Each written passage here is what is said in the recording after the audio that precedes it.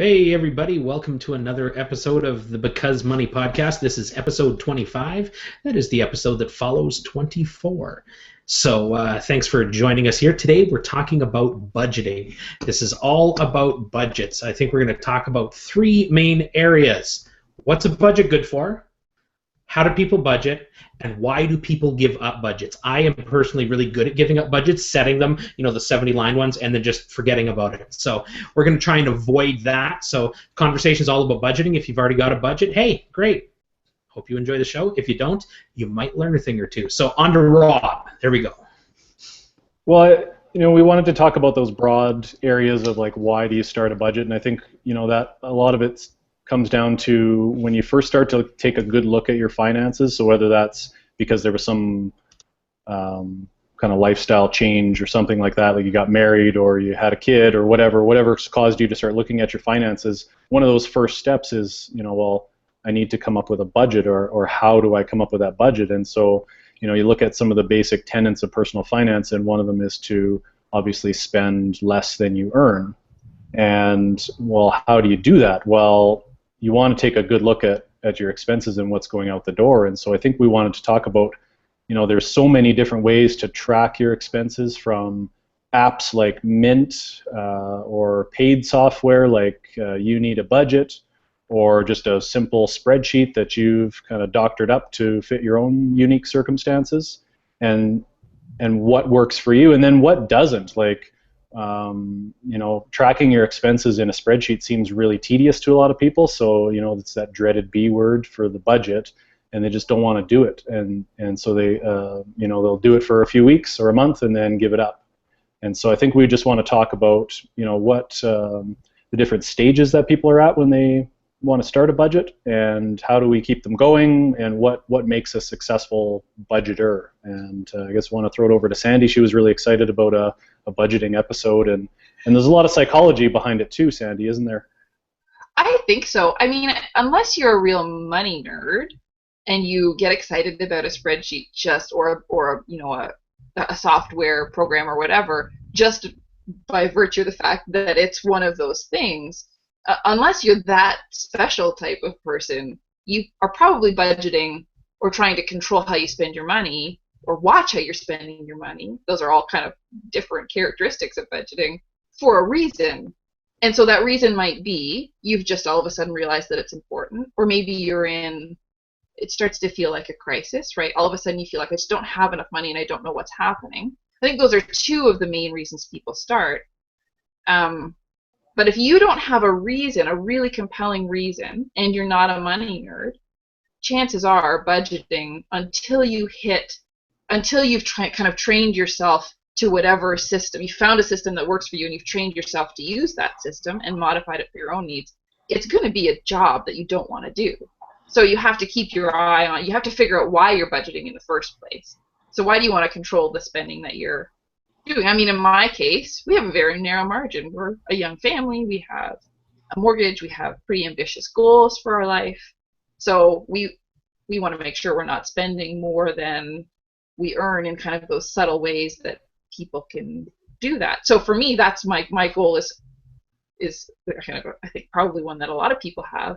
But I'm also a money nerd, so what I use, I mean, I enjoy opening up Quicken, and I like all the other extra spreadsheets that I have. So to me, it's not a big job. Like, I don't know, Rob, are you a money nerd? I mean, obviously you talk about money all the time. Are you a money nerd? I'm a money nerd, and I have my own spreadsheet, and I've got 70 different categories to track expenses. And what I found was actually really interesting was, as our family situation changed. So in 2009, I got I changed careers, so I moved from a biweekly pay to a monthly pay, and all the different deductions that come from a different employer. And we had a baby, our first child, and so my wife was on maternity leave. And then the next year, we decided we were going to be a one-income family, and she was going to stay home full time. And so there's another change. And so tracking all that is really interesting to me, anyways, to find all the different changes in your income and expenses, and just as a way to stay on top of it. It wasn't so much like, I think people start budgeting in the beginning to track their expenses and stop or find the money leaks. So I spend an extra $100 a month on coffee or magazines or whatever. And for me, it became beyond just tracking where the money was going, but it was all about planning. So, maternity benefits are going to run out in 6 months. What are we going to do? And so I use it as a way to forecast those that income and expenses, so that I have a spending plan for the next year or 12 to 18 months. And so that's where budgeting has become useful to me, where it's evolved beyond simply just tracking my expenses and looking backwards. It's become way more forward thinking, even in terms of come July or August, I'll stop paying into CPP or I'll stop making those contributions because that's run out. So that's extra income, and then what am I going to do with it? Well, how am I going to allocate it? And so it's very forward thinking now, which I think that is a natural evolution, and I think that can become a little more exciting for people than just to look back and say, oh, I'm going to enter all these receipts after my trip to the liquor store and Safeway and Starbucks. Well, that was it for me. I mean, when I started budgeting, I just found it a tedious experiment in tracking crap that I was spending money on. Like, for real, it's like I don't want 70 line items because I don't want to know that I spent $180 on castle upgrades on Clash of Clans, or I spent $800 on diapers. These are not things that I wanted to know I spent my money on. But, so I guess if I could summarize what you guys are saying about what a budget is good for, it's good to initially track your spending history. Like, where's my money going? Kind of, if you do have that gap or that leak in your plan, it's kind of tough to make ends meet. A budget is good to kind of track your spending, but then it's also good to project the cash flow. Right. Would you say that's pretty accurate? So, yeah, although I would say that's kind of, so Rob was talking a little bit more about slightly longer term. One of the benefits to me of having a really kind of good knowledge of what's going to come in your account and what's going to go out is not just how's that going to look 6 months to a year from now. It's, I am standing at the grocery store right now, and I know that we need to buy diapers, and I have this long list of things I'd like to buy. Do I have enough money? Especially if you're spending out of kind of the same account. My mortgage is coming out on Friday, and I know I'm going to deposit XYZ on Thursday, so does that mean subtract the 2, carry by 1? Okay, so I can buy the diapers, but I can't buy the prime rib. Do you know what I mean? It gives people limits that are predetermined, and it allows you to not go into overdraft, or not kind of have to put the grocery bill on the MasterCard because the mortgage payment came out on Monday and you forgot. So to me, it's that really short-term cash flow planning as well that is really useful for people instead of just guessing. Yeah, and that's where we were when we first started, was really close to the edge. And, we would end up, I would say exactly that, Sandy, like sorry, I got another phone ringing. 17 different phones are ringing in your background. Yeah, someone really wants to get a hold of us. Anyways, we would come right to the edge of our finances, so exactly that. It was a question of, the mortgage is coming out tomorrow, and we need to buy, milk or whatever it is today, and so it helped us kind of forecast that. And, it was really on that month-to-month or even week-to-week type of financing, where now, like I said, we have ourselves a buffer now where there's money in the checking account. So, if you forget your credit card at home, or you forget a payment or whatever, then you're still covered that way. But there was no room for error back when I first started, and so it was really useful. And I think that's the thing, that when people talk about tracking every one of their transactions and like 70 line items and oh my goodness, I think after a while that's really good for getting a handle on how you spend your money. But I think after a while, just as you said, once you get used to it, once you kind of build up those kind of, I don't know, spending muscles or budgeting muscles, when you mature into your budgeting journey, let's say, then I don't think you have to necessarily say, okay, well, I have $24 for entertainment this month, and I have $10 for clothes because I don't spend that much, so I annualize that, and really I spend $120 or whatever. It can become, okay, so I know my fixed expenses are covered because they're this amount of money, and then I'm going to give myself this amount between now and the 15th of the month, and that's going to be for everything else. I don't think you always have to. As a beginner, I think it's easy to look forward and say, I'm going to have to track every time I spend money on coffee for the rest of my life.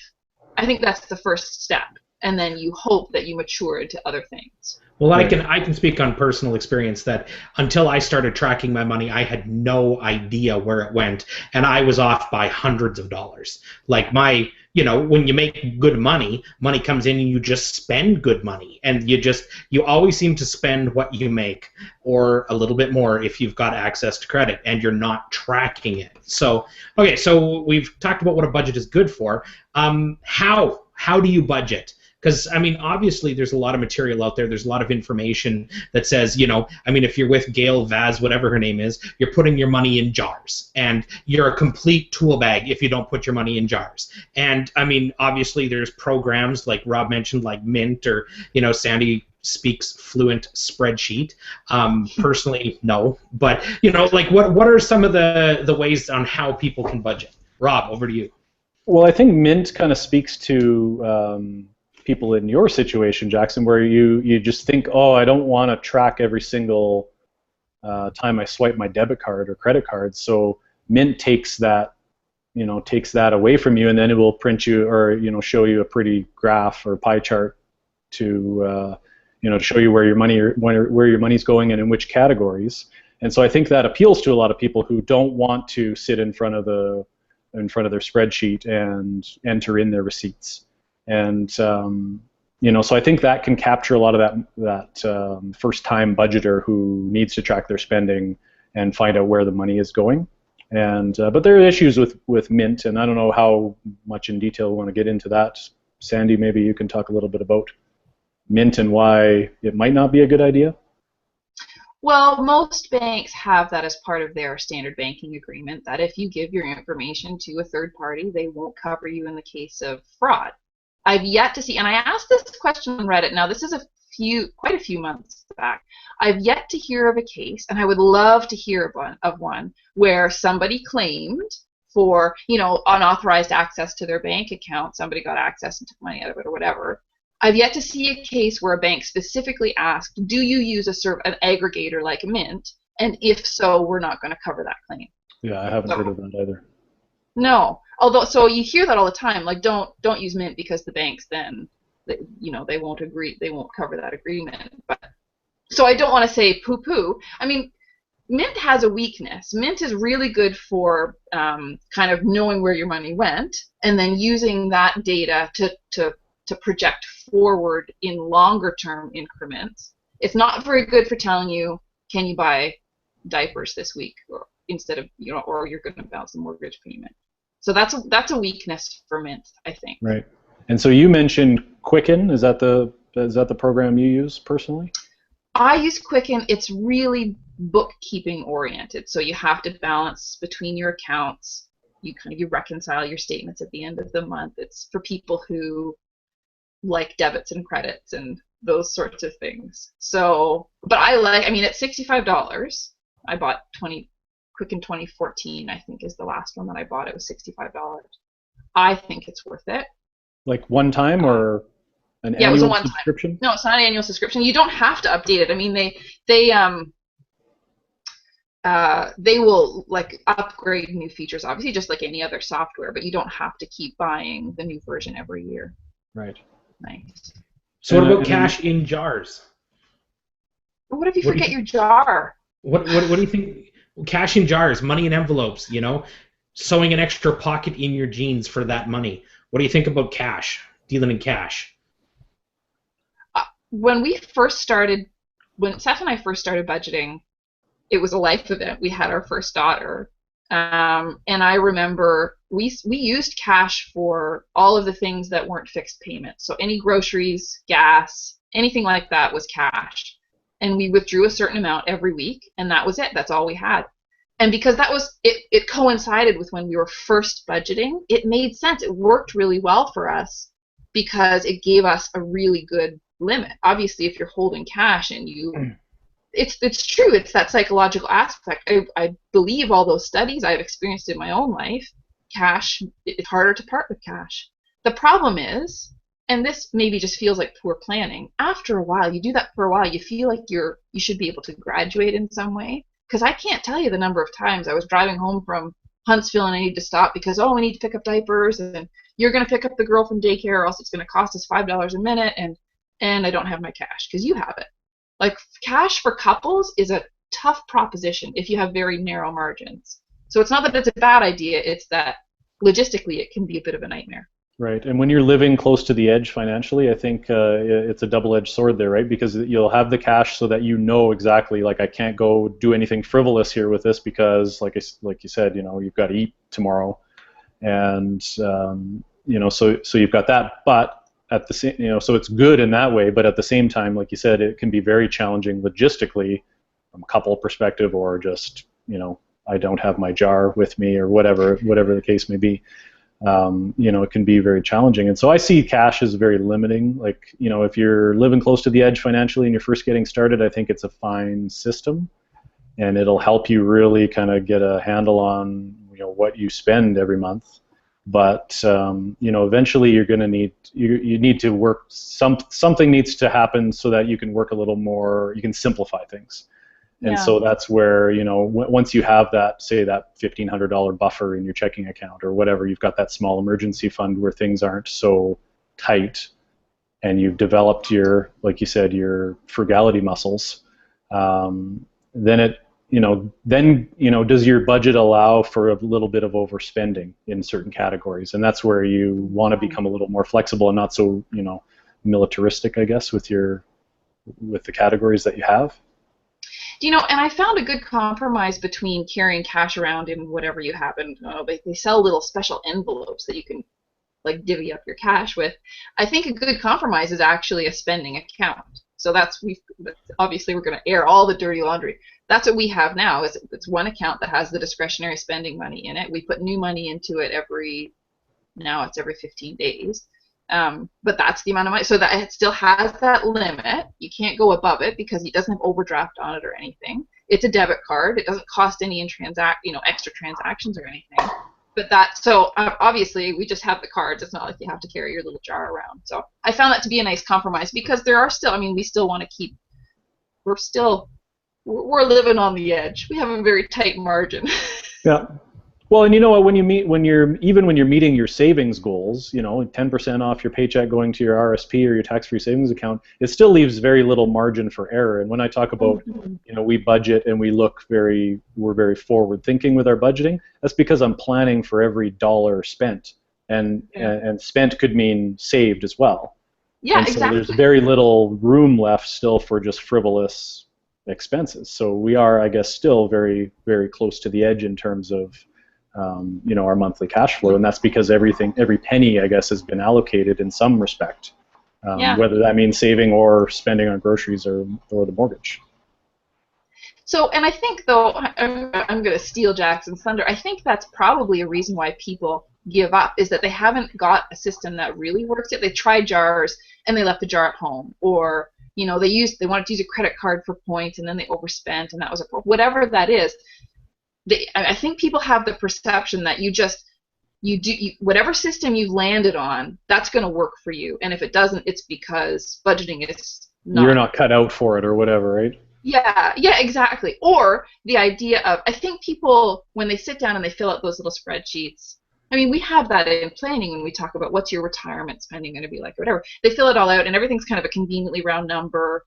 And I think it's kind of all fictional when you first start. If you don't take the time to look back at how you have spent, it's sort of fictional. And then when you encounter real life, I think I have had this problem. It's not, I mean, I'm not on some big high pedestal, which I think is pretty obvious. You feel like you failed in some way. Like, oh, all those made up numbers that I know I made up, now they're obviously made up. Ugh, it's just too much work. I'm not going to keep going.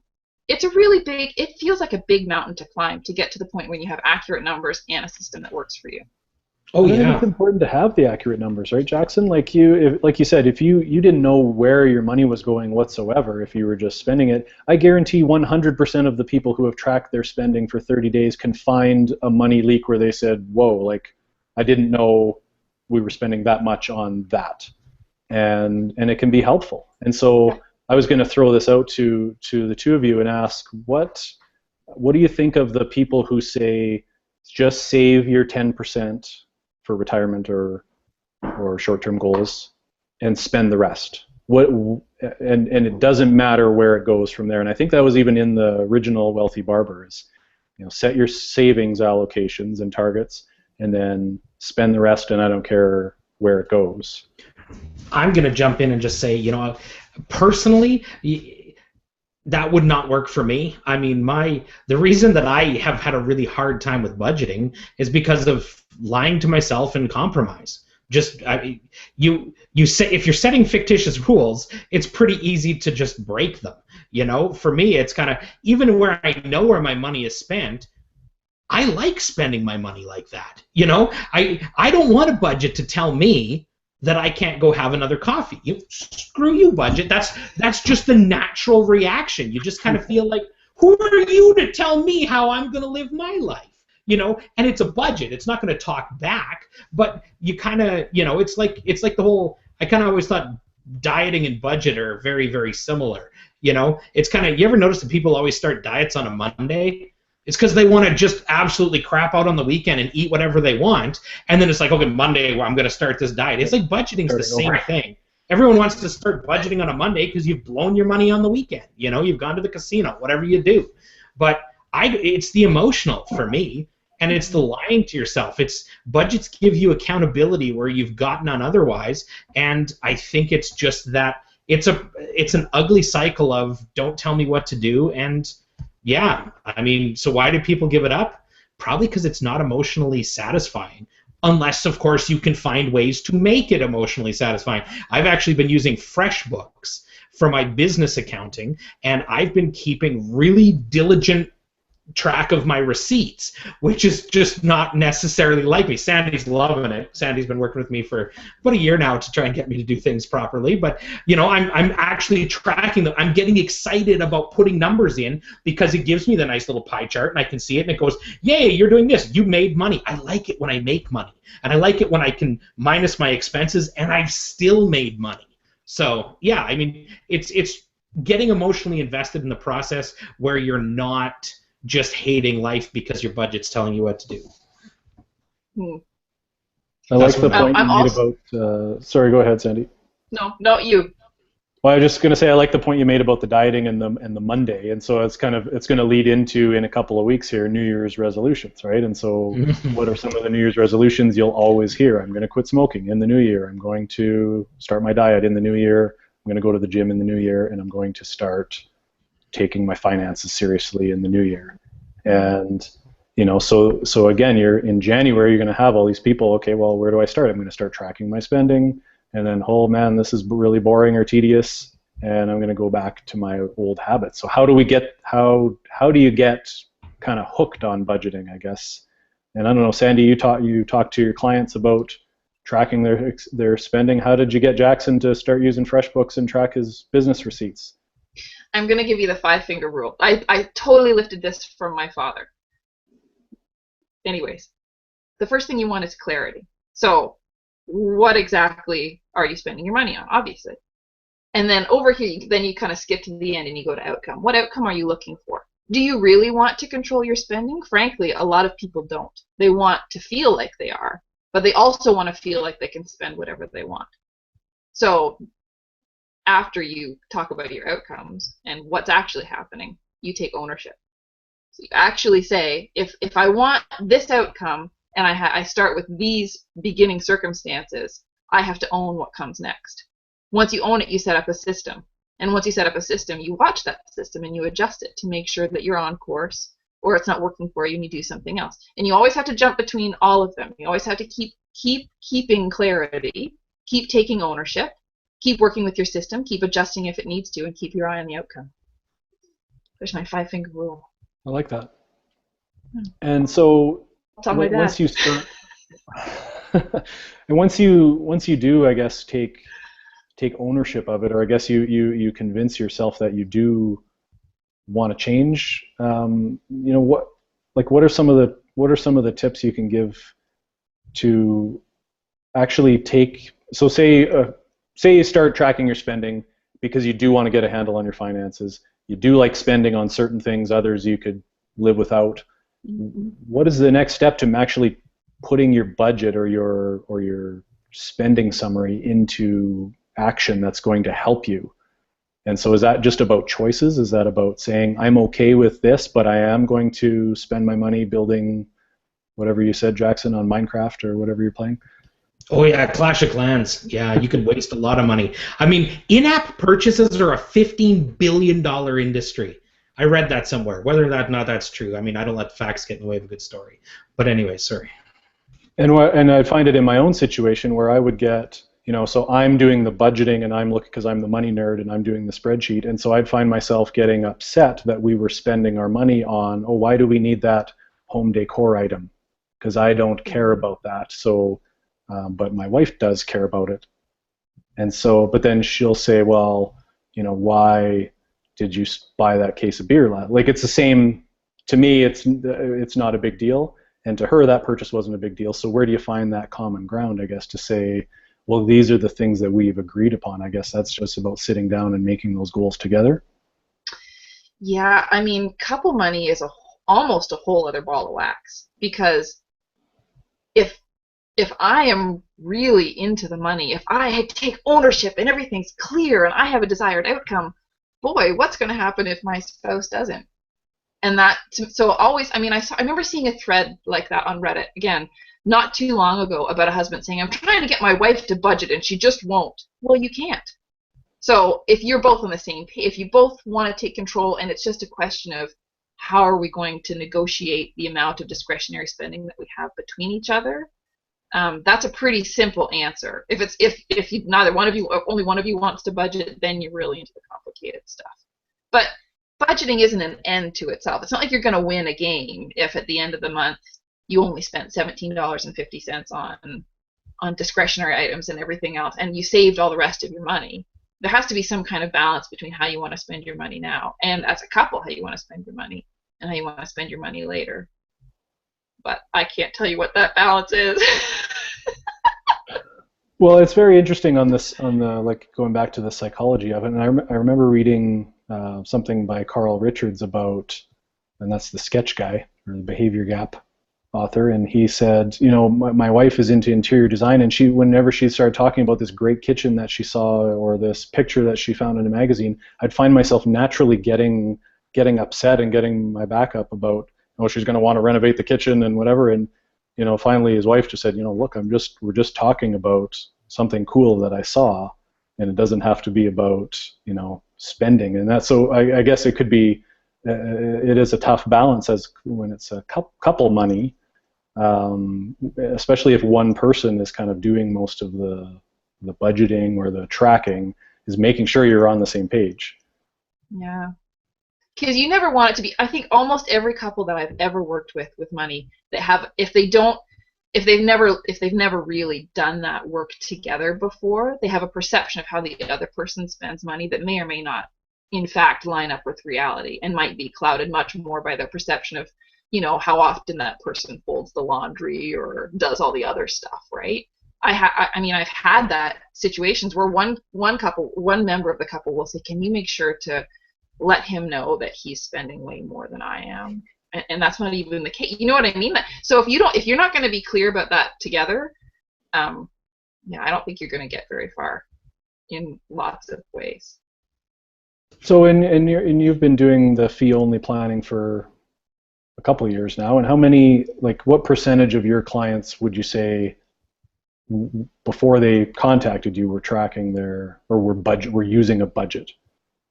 I would say, like, really, actually, or say that they do. Well, not giving you the round numbers, like. Oh yeah. Oh, I would say the people that I would say that's about 60% of my clients have never really used anything except for round numbers, and about 40% know exactly how they spend their money, and like down to the, like, my after tax is this, and I put this into CPP, and like in May or June, I'm not going to be paying CPP anymore. Those people are, yeah, they're right on the ball. But it's a little bit less fun to work with them, because then I don't get to dig into their money as much. And is that the first place you go, or one of the first places you go? Always. Always cash flow. To me, I mean, a financial plan, it doesn't make much sense if it's not related to how you're going to go out and spend your money tomorrow. I mean, that's your finances. It just happens to be a really short-term part of your plan. And it's true when you finally when you look at those numbers finally and say, okay, well, what, again, we go back to the basic tenets of personal finance and spending less than you bring in, and so that you can save for the future or save for your goals. And well, how do you know that if you're not, I bring in $5,000 a month and I spend $4,000, but unless you really, do you really spend $4,000, or is it closer to $4,800? Unless you really know that, it's hard to make those goals and say, well, okay, well, I'm going to put $500 a month into my RSP, and then I'm going to set up a monthly contribution to do it so it's automatic off my paycheck, but then there's no money at the end of the month, or I'm actually in overdraft because my goals were out of whack because I'm not really tracking my spending or have a good handle on my cash flow. Yeah, see, and it's the show your work principle. So let's go back to that question that you asked. So do you agree that if you just saved 10% or whatever, like I think the safe savings rate is 16.5%. If you save 16.5% of your income, and who cares how you spend the rest of it? Well, in a way, yes. I mean, if you are naturally the margins that you have allow you to save, or you're a naturally frugal person, like John Robertson was telling me, I asked him about this topic in an email. He said he's just naturally frugal. It doesn't really matter how you kind of work the numbers if in the end you're saving enough and you're living okay and you're not going into debt. Well, you're doing something right. So does it matter if you know down to the penny how much you spent on, grapefruit last month? Probably not. But that's kind of a paradox in a way. You don't know that until you've actually gone to look at how much you spent on grapefruit last month. So for some people, you go through the process. It means you end up not changing very much. You're fine, and then you don't have to do it anymore, or you make a few tweaks and then you move on. That's not as many people as I think. I think fewer people are actually like that than believe they are like that. Right. Because a lot of people say, I don't need to do that.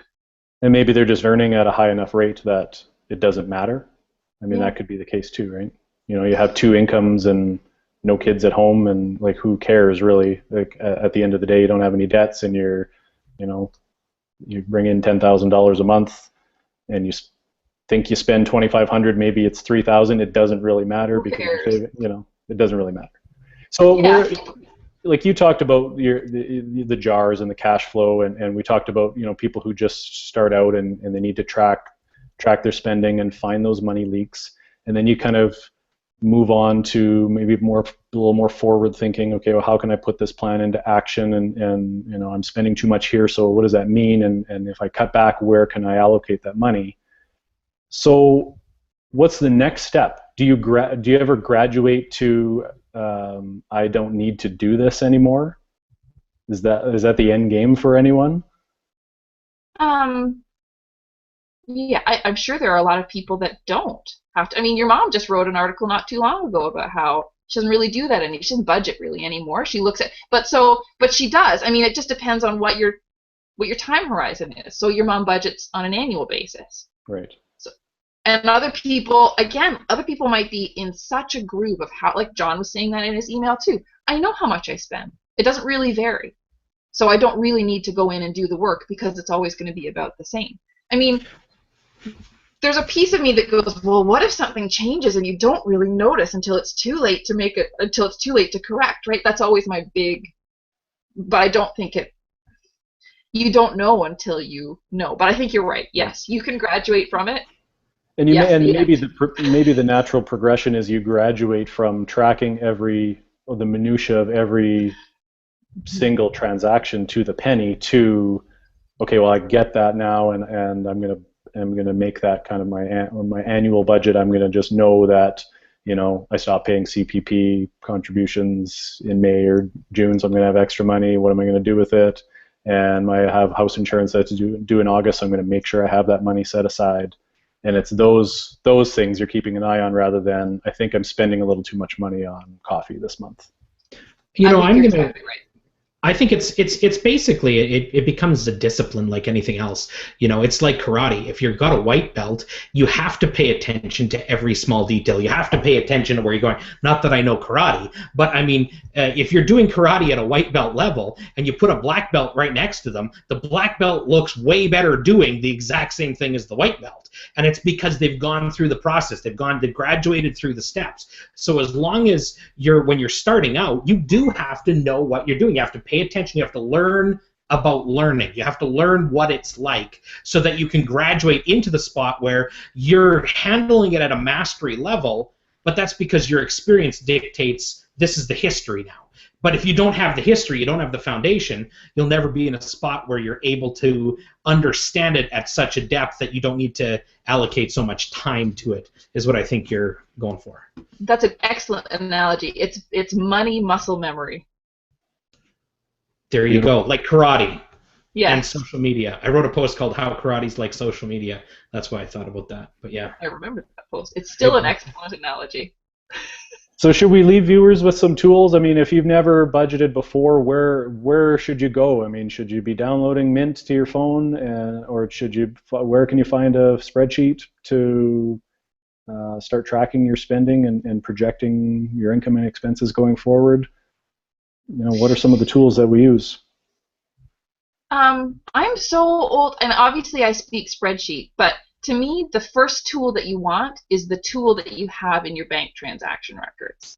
So find out how you spend that money. So that might be, I mean, Mint, you can download, I don't know, 9 to 13 months of those transactions. But it's really just all it's doing is pulling from your bank. So your bank has that. They have a statement of the money that you spent. Your credit card is another one where it's going to detail every transaction that you purchased, for the month. Well, so why don't we do what we did with the Sensible Students episode? Why don't we come up with a resource list? Well, and it's just, I mean, it could just be basic, right? Mint is here, YNAB is here. Here are a couple of different spreadsheets that we found, or a couple of books that walk you through it. That might be useful to attach to this. Absolutely. Because you want to know where to go, and so is it just me making up my own spreadsheet and going along? Well, no, there's lots of free tools out there. There's paid software that can do it a little bit better, more in detail, and we can absolutely list those and give people the options of where they can go. And I can speak from. Oh, sorry, Sam. I can speak from personal experience and say, just because somebody recommends something or something works for someone doesn't mean it'll necessarily work for you. When I started budgeting, I kind of started on my own. I looked, I found somebody's spreadsheet, and I looked at it and said, well, this is stupid. This is just stupid. I don't like this. And it was a couple days later when I realized, I almost gave up budgeting entirely because somebody else's spreadsheet was stupid. But I think that's what we kind of get. People blog or they write and they say, this is what's worked for me. This is the only way you can possibly ever budget. That's what we read. When it's really more like, no, if you can read, learn about it, take one good action point. What works for you? Then learn more. Take another action point. It's not like you're ever going to arrive. So just keep learning, keep working at it. And that's, actually, Sandy, you're the one that kind of brought that to me. You gave me the spreadsheet. You kind of helped me look at stuff. And then it's like, you didn't give me something that I had to do. You gave me some tools and helped me figure out what worked for me. And that was, beneficial to me. And it's more of a process than it is an end game. Absolutely. Very well said. Wow, Jackson. Hey, I'm learning something. And it's certainly because I'm not there. It's still, it's funny, we're talking about budgeting, and I kind of feel like a bit of a, imposter because I haven't nailed it. I'm really working at it. I'm trying to record stuff. I'm still finding, I feel like I'm kind of middle belt where I'm like, ooh, crap, that should not have happened. I should have seen that coming, but I'm learning for next time. It's, got to make sure that I don't get messed over there again. But, yeah, it's definitely a process, and I'm figuring out my own game plan.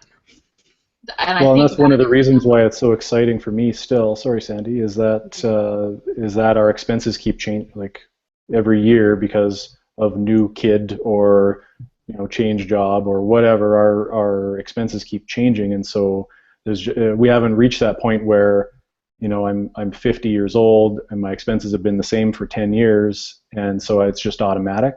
It's not like that yet. So that's why I guess it's still exciting to track it and project it forward, because it's always changing, and so I want to stay on top of it to see how it evolves. And I think that just exactly that point in Jackson's as well. I think that's the biggest reason people give up, is that it changes, or they just never, somebody else's system doesn't work for them, and it's so frustrating because you just think it should. I think if people can power through that and accept the fact that mistakes are going to happen. I mean, you don't just start budgeting and then all of a sudden you're a black belt, right? Excellent analogy. So excellent. So if you don't forgive yourself for the mistakes and then move on and learn from them, I mean, that's just the life lesson anyway, but then give up on budgeting now if you're just going to give up at the first sign of trouble. Don't bother. Don't bother starting. And with that, with that word of encouragement, yeah, we're out. Don't bother. That's it. That's what Don't bother. Here to write the resource list. So thanks, Andy, for volunteering for that. And I'm going to say good night. And thanks, everybody, for 2014. It was great hanging out with you. And we'll be back in 2015 with, I guess, episode 26 of the Because Money podcast. Goodbye.